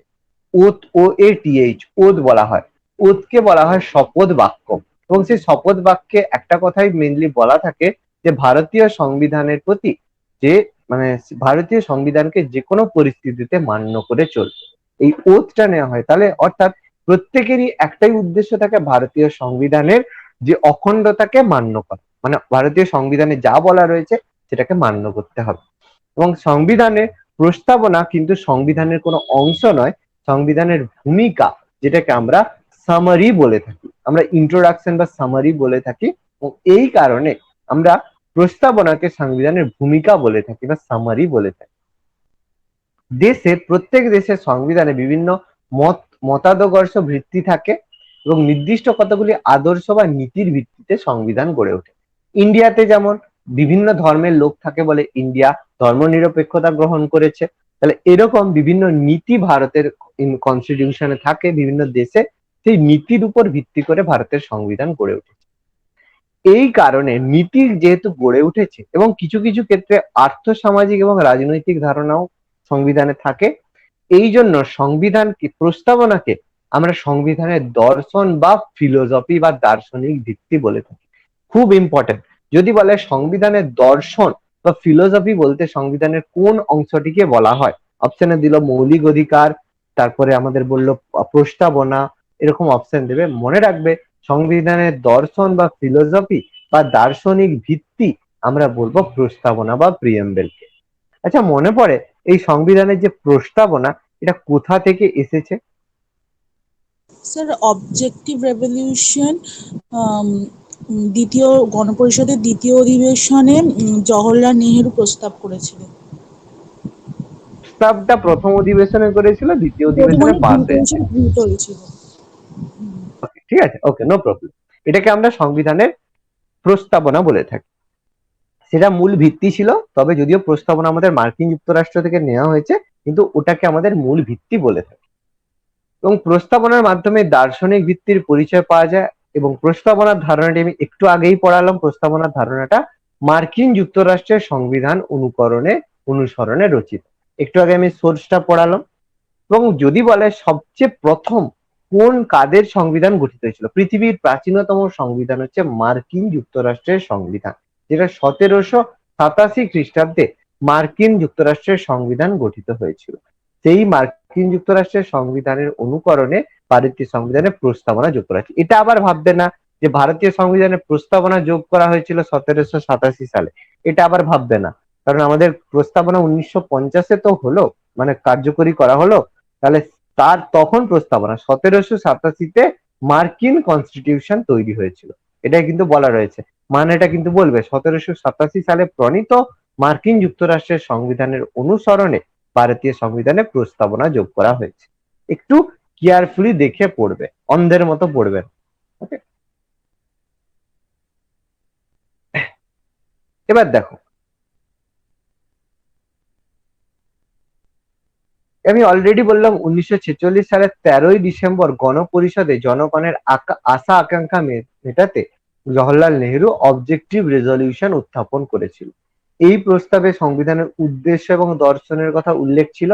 এই বস্তুত এই প্রস্তাবের ভিত্তিতেই ভারতীয় সংবিধানের প্রস্তাবনা প্রণীত হয়েছে। এবং এটিও দেখো, খুব ইম্পর্টেন্ট, দেখো এটিও নির্দেশমূলক নীতির মতো, এটাও কিন্তু আদালত দ্বারা বিচারযোগ্য না। ইংলিশে বললাম যেটাকে নন জাস্টিসেবল। তাহলে তিনটে জিনিস আমরা নন জাস্টিসেবল পেলাম, কি কি দেখি বলো তো? তিনটে জিনিস আমরা নন জাস্টিসেবল পেলাম, কি কি বলো? স্যার প্রস্তাবনা, নির্দেশমূলক নীতি, আর একটা হচ্ছে মৌলিক কর্তব্য। Very good. প্রস্তাবনা, নির্দেশমূলক নীতি, মৌলিক কর্তব্য, তিনটেই কিন্তু নন জাস্টিসেবল। আর জাস্টিসেবল কোনটা আমি একটু আগে বললাম, কোনটা? মৌলিক অধিকার। মৌলিক অধিকার। মৌলিক ওকে, অধিকার। প্রত্যেকে কিন্তু কেয়ারফুলি এরকম ভাবে মনে রাখবে। এবং ভারতের সংবিধানের প্রস্তাবনা আমি অলরেডি একবার পড়িয়ে দিয়েছিলাম, এখানে আবার আমাদের অ্যাড করতে হবে। প্রস্তাবনায় ভারতকে সার্বভৌম, যেটাকে আমরা সভরিন বলে থাকি, সমাজতান্ত্রিক, যেটাকে সোশ্যালিস্ট বলে থাকি, ধর্মনিরপেক্ষ, যেটাকে সেকুলার বলে থাকি, গণতান্ত্রিক, যেটাকে ডেমোক্রেটিক বলে থাকি, প্রজাতন্ত্র, যেটাকে রিপাবলিক বলে থাকি। এটা এই টার্মগুলো আমরা বললাম, যেগুলো আমাদের 1976 সালে মাঝখানে দুটো সমাজতান্ত্রিক ধর্মনিরপেক্ষ অ্যাড করা হয়েছিল। এটা আমি অলরেডি কথাটা বলেছি, আবার এখানে একবার লেখা আছে।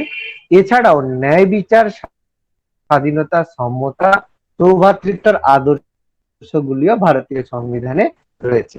এর মধ্যে স্বাধীনতা, সাম্য এবং ভ্রাতৃত্ব, অর্থাৎ লিবার্টি, ইকুয়ালিটি, ফ্র্যাটার্নিটি, এই তিনটে আদর্শ নেওয়া হয়েছে ফরাসি বিপ্লব বা ফ্রেঞ্চ রেভলিউশন থেকে। ভেরি ভেরি ইম্পর্টেন্ট ইনফরমেশন, কিন্তু আমাদের প্রচুরবার পরীক্ষায় আসে যে সংবিধানে উল্লেখিত স্বাধীনতা, মানে লিবার্টি, ইকুয়ালিটি এবং ফ্র্যাটার্নিটির আদর্শগুলো কোথা থেকে নেওয়া হয়েছে। মনে রাখবে ফরাসি বিপ্লব বা ফ্রেঞ্চ রেভলিউশন থেকে। সালটা 1789। কোশ্চেন এখানে আসে না, মনে রাখতে পারলে ভালো, কোনো অসুবিধা নেই। আমি বলেছি মূল সংবিধানে তিনটে জিনিস ছিল, সার্বভৌম, গণতান্ত্রিক, প্রজাতন্ত্র। 1976 সালে 42তম সংবিধান সংশোধনের মাধ্যমে সমাজতান্ত্রিক, এবং এটা হচ্ছে সমাজতান্ত্রিক হবে, সামাজিক ধর্মনিরপেক্ষ নয়, সমাজতান্ত্রিক এবং ধর্মনিরপেক্ষ, এই দুটো টার্মকে যুক্ত করা হয়েছে। সেকেন্ড চেঞ্জ করে দিই, নাহলে এটা ভুল থাকবে।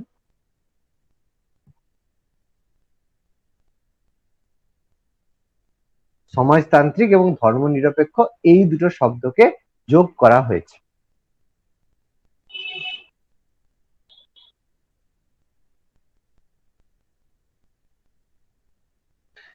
ওকে, এরপর দেখো খুব ইম্পর্টেন্ট একটা ইনফরমেশন আমাদের জানতে হবে যে ভারতীয় সংবিধানের প্রস্তাবনাটাকে বলা হয় ভারতীয় সংবিধানের আত্মা, যেটাকে বলা হয় সোল অফ ইন্ডিয়ান কনস্টিটিউশন। কে বলেছে আমরা একটু পরে আমাদের এই তত্ত্বগুলো বলবো, যে প্রস্তাবনা সম্পর্কে বিভিন্ন যে কথা সেগুলো কে কে কোন রাষ্ট্রবিজ্ঞানী কি বলেছে সেগুলো সম্পর্কে আমাদের একটু পরে গিয়েছে, সেখানে আমি বলছি। মনে রাখবে ভারতীয় সংবিধানের প্রস্তাবনাটাকে ভারতীয় সংবিধানের আত্মা বলা হয়, সোল অফ ইন্ডিয়ান কনস্টিটিউশন বলা হয়। প্রস্তাবনার শুরুতে বলা হয়েছে, আমরা বললাম আমরা ভারতের জনগণ দিয়ে শুরু, বা we the people of India কথাটা দিয়ে শুরু। এই কথাটার অর্থ হচ্ছে আমাদের দেশের যে সংবিধান রয়েছে তার মূল উৎস এবং চরম সার্বভৌম ক্ষমতার অধিকারী হলো জনগণ। অর্থাৎ আমাদের যেসব ক্ষমতা রয়েছে বা জনগণ হচ্ছে সমস্ত ক্ষমতার অধিকারী, মানে জনগণ যাকে ডিসাইড করবে সে সরকার গঠন করবে এবং শাসন করবে, এটা আমাদের বলা হয়। এই জন্য যদি পরীক্ষায় আসে ভারতীয় সংবিধানের চরম সার্বভৌম ক্ষমতার অধিকারী কে, অপশনে দেবে রাষ্ট্রপতি, প্রধানমন্ত্রী, জনগণ, বাকি মধ্যে সুপ্রিম কোর্টের বিচারপতি বা এরকম কিছু দেবে। মনে রাখবে অবশ্যই চরম সার্বভৌম ক্ষমতার অধিকারী অবশ্যই জনগণ বা পিপল হবে। এবং প্রস্তাবনাকে আমি বললাম সংবিধানের অংশ বলে বিবেচিত করা হয় না, বিবেচিত করা হলেও কিন্তু এটা কিন্তু সংবিধানের মূল অংশের অন্তর্ভুক্ত নয়। এই জন্য প্রস্তাবনাকে আমরা সংবিধানের যে মূল অংশের অন্তর্ভুক্ত না করে প্রস্তাবনাকে সংবিধানের ভূমিকা বা সামারি হিসেবে বলে থাকি, ইন্ট্রোডাকশন, ভূমিকা বা সামারি বলতে পারি। এবং এই প্রস্তাবনায় সংবিধানের দর্শন বা ফিলোসফি প্রতিফলিত। একটু আগেই বললাম এই জন্য দর্শন বা ফিলোসফি আমরা প্রস্তাবনার মধ্যে দেখতে পেয়ে থাকি। ওকে, আচ্ছা বলো, কারো কোনো কোশ্চেন থাকলে বলো। প্রস্তাবনায় যতগুলো পয়েন্ট বললাম তার মধ্যে যদি কারো কোনো কোশ্চেন জিজ্ঞেস করার থাকে বলো।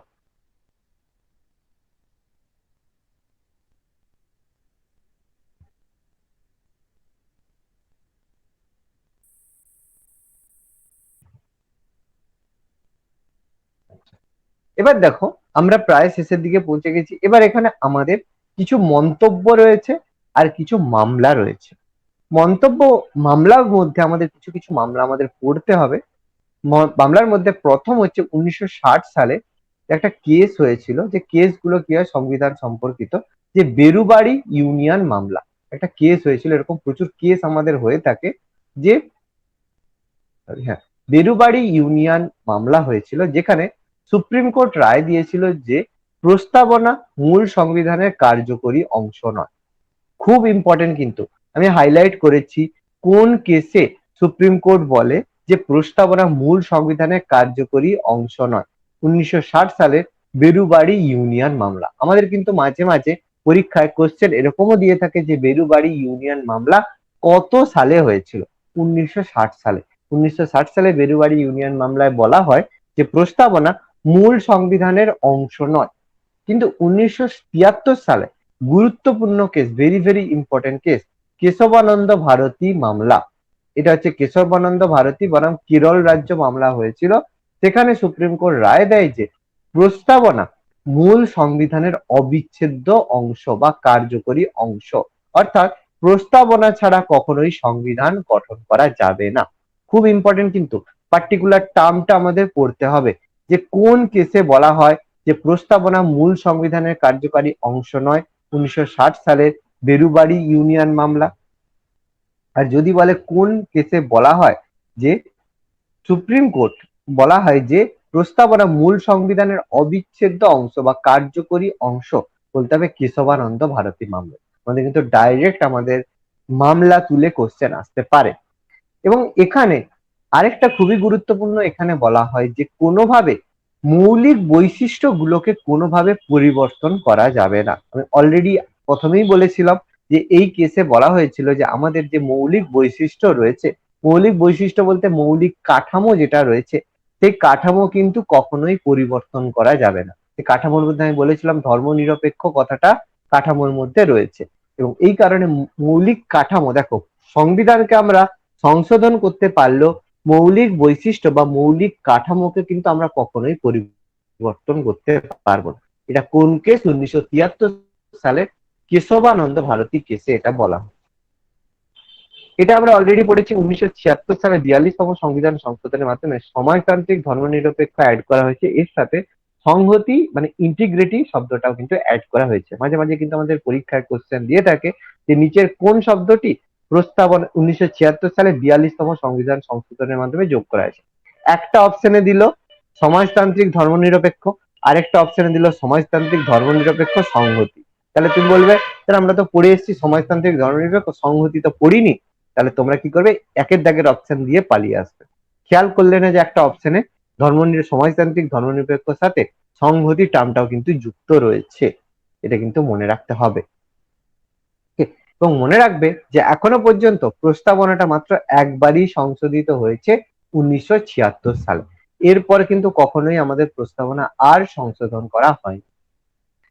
এবার বোমাই 1993-তে এসআর বোমাই মামলায় বলা হয় যে প্রস্তাবনা সংবিধানের অবিচ্ছেদ্য অংশ। 1995 এলআইসি মামলায় বলা হয় প্রস্তাবনা সংবিধানের অবিচ্ছেদ্য অংশ। এবং লাস্টে বলা হয় যে মদন গোপাল মামলায় সুপ্রিম কোর্ট বলে ভারতের জনগণ সংবিধান মানতে দেশের জনগণ নৈতিকভাবে বাধ্য থাকবে। এই তিনটে কেস আমাদের পরীক্ষায় কখনো আসে না বা এতটা ইম্পর্টেন্ট কিছু নয়। জাস্ট আমাদের বলবে যে এই কেসগুলোকে কন্টিনিউ করেছে কোন কেস, তাহলে এগুলোর মধ্যে অপশনের মধ্যে আমাদের আসতে পারে। আমাদের মনে রাখতে হবে বেরুবাড়ি মামলা 1960, কেশবানন্দ ভারতী মামলা 1973। ভেরি ভেরি দুটো ইম্পর্টেন্ট কেস। ওকে, এবার লাস্ট আমাদের প্রস্তাবনা সম্পর্কিত মন্তব্য, কে কি মন্তব্য করেছে। কে মুলসি প্রস্তাবনাকে বলেছে পলিটিক্যাল হরোস্কোপ, প্রস্তাবনাকে বলেছে পলিটিক্যাল হরোস্কোপ। আর্নেস্ট বেকার প্রস্তাবনাটাকে বলা আছে a keynote to the constitution, a keynote to the constitution বলেছেন আর্নেস্ট বার্কার।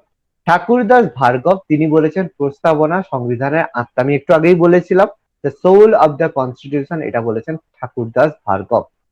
নানা পালকিওয়ালা বলেছেন প্রস্তাবনাকে সংবিধানের পরিচয় পত্র। নানা পালকিওয়ালা বলেছে প্রস্তাবনাকে সংবিধানের এটা হচ্ছে পরিচয় পত্র, আইডেন্টিটি কার্ড হিসাবে মন্তব্য করেছেন। বেরুবাড়ি মামলায় বলেছেন যে প্রস্তাবনা হলো রচয়িতাদের উদ্দেশ্য অনুধাবন করার চাবিকাঠি, এগুলো আসে না।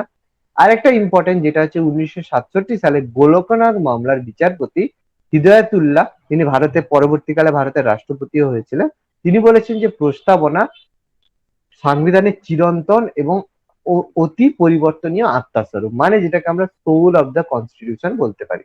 যদিও এটা সোল অফ দ্য কনস্টিটিউশন বললে আমাদের ঠাকুরদাস ভার্গবই বলা থাকে, যদি অপশনে ঠাকুরদাস ভার্গব না দেয় তাহলে জানতে চাইছে যে গোলকনাথ মামলার কথা বলা আছে বা কোন কেসের কথা যদি বলে কোন কেসে, তখন আমরা বলবো গোলকনাথ মামলা।